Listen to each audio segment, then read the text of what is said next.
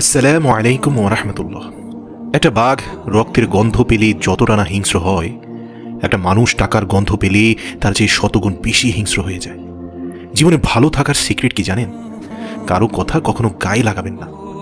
আপনার পেছনে কেউ বাজে কথা বলে থাকে তিনটি কারণে: এক, যখন তারা আপনার স্থানে পৌঁছাতে পারে না; দুই, আপনার যা আছে তাদের সেগুলো হয়তো বা নেই; তিন, তারা আপনার মতো হতে চায় কিন্তু হতে পারে না। পৃথিবীর নিয়ম বড় অদ্ভুত। যার টাকা আছে তার মন নেই, আর যার মন আছে তার টাকা নেই। যদি জীবনের প্রয়োজনে নিজেকে বদলে ফেলতে হয় তবে তাই করো। হয়তো কিছুটা কষ্ট হবে, তবু যে তোমার মূল্য বোঝে না তার অপেক্ষায় থেকো না। যারা বেশি কথা বলে তাদের মধ্যে ভেজাল কম থাকে, কিন্তু তারা আবার ভেজালে বেশি পড়ে। বৃষ্টির সময় প্রত্যেক পাখি কোথাও না কোথাও আশ্রয় খোঁজে, কিন্তু ঈগল মেঘের উপর দিয়ে উড়ে বৃষ্টিকে এড়িয়ে যায়। তাই বিপদ আসার আগেই সকল সেফটি নিয়ে রাখুন, যেন বিপদের বৃষ্টি আপনাকে কিছুই করতে না পারে। কাউকে মনের ক্ষতস্থানটা দেখাতে নেই, কারণ মানুষের কাছে ব্যথা কমানোর মলম না থাকলেও কাটা গায়ে ছেটানোর জন্য লবণ থাকবে ঠিকই। জীবনে চলার পথে নিজের রাস্তাটা নিজেকেই তৈরি করে নিতে হবে, সেখানে কেউ সাহায্য করবে না। আসলে বাস্তব জীবনটা সত্যি বড়ই কঠিন। অতিরিক্ত কাউকে বিশ্বাস করতে নেই, অতিরিক্ত কাউকে ভালোবাসতে নেই, অতিরিক্ত কারো প্রতি আশা করতে নেই, কারণ এই অতিরিক্ত শব্দটি একদিন তোমায় অনেক বেশি কষ্ট দিবে। হ্যাঁ, একজনকে শুধু অন্ধভাবে ভালোবাসলে কোনো দিন পরাজিত হবে না, ধোঁকা খাবে না, প্রতারিত হবে না। সে হচ্ছে তোমার প্রভু, এক এবং অদ্বিতীয় আল্লাহ। মানুষ হারিয়ে গেলে খুঁজে পাওয়া যায়, কিন্তু মানুষ বদলে গেলে আর আগের মতো করে তাকে খুঁজে পাওয়া যায় না। সবচেয়ে খারাপ লাগে তখনই যখন আপন কেউ পথভ্রষ্ট হয়ে যায়, কিন্তু ইচ্ছে থাকার পরেও তাকে সঠিক পথেই ফিরিয়ে আনতে পারি না। যেখানে তোমার গুরুত্ব নেই, যেখানে তোমার কথার দাম নেই, সেখানে যাওয়া বন্ধ করে দাও। এটা কারো বাড়ি হোক বা কারো মন হোক।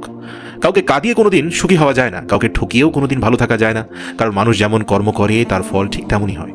নিজের মন খারাপ, নিজেকে ভালো করতে শেখো, কারণ তুমি ছাড়া আর কেউ নেই।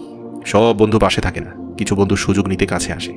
আবার সব বন্ধু আপন হয় না, কিছু বন্ধু বিশ্বাসঘাতকতার মুখোশ পরে থাকে। যে ভালোবাসায় মানসিক শান্তি মেলে না, সে ভালোবাসায় বিচ্ছেদই ভালো। বুদ্ধিমান মানুষরা কখনোই প্রতিশোধ নেয় না, তারা সঠিক সময় অপেক্ষা করে, আর তারা কি করছে সেটাও তারা খুব ভালো করেই জানে।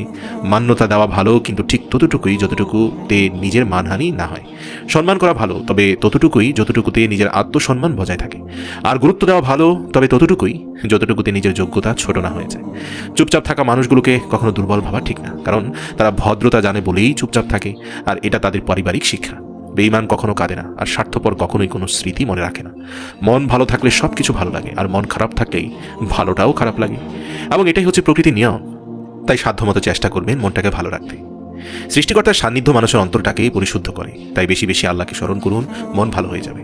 যে মানুষটা অল্পতেই অনেকটা খুশি হয়, সে কিন্তু সামান্য আঘাতেই অনেকটা কষ্ট পায়। আমি তাকেই রাগ দেখাই যাকে আমি অনেক বেশি ভালোবাসি।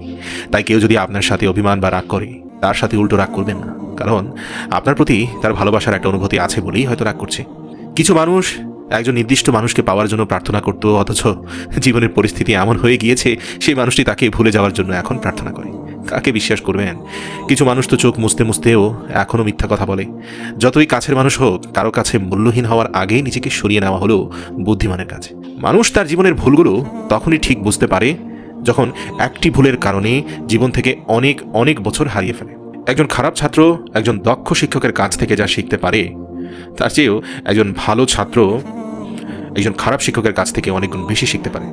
তো শিক্ষক বড় কথা নয়, আপনার শেখার ক্ষমতা বা ইচ্ছে কতটুকু রয়েছে সেটাই হলো বড় কথা। যে মানুষগুলো তোমাকে বলে তুমি পারো না বা তুমি পারবেই না, তারাই সম্ভবত সেই লোক যারা ভয় পায় এটা ভেবে যে তুমি আসলেই পারবে। তাই চেষ্টা চালিয়ে যান, আল্লাহর উপর বিশ্বাস রাখুন, জীবনকে ভালোবাসুন, আল্লাহকে ভালোবাসুন।